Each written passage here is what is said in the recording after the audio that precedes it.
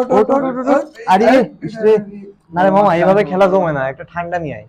আচ্ছা ঠিক আছে, তোমরা খেলো, মামা ঠান্ডা খেলো নিয়ে খেলো আসি। খেলো মামা, যে আগে ধরতে পারবে তারই সব। হ্যাঁ হ্যাঁ, খেলো খেলো খেলো। এরে ওঠ ওঠ ওঠ।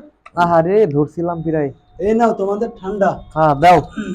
কিরে তুই কোক নিয়ে আসিস কে?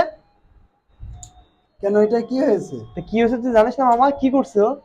কেন তুমি জানো না? না তো। পুরো মুসলিম বিশ্ব এটা বয়কট করছে।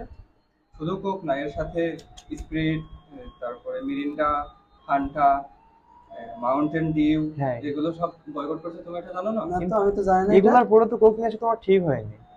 তার কারণ আমাদের প্রত্যেকের উচিত অ্যাজ এ মুসলিম হিসাবে কোককে আমাদের বয়কট করা। শুধু কোক না, কোকটা কিন্তু ওইখানকার, আর ওইখানকার প্রত্যেকটা প্রোডাক্ট আমাদেরকে বয়কট করতে হবে। তাই তো স্লোগান হবে আজকের থেকে মামা, যে দোকানে থাকবে কোক সেই দোকানে বয়কট হোক।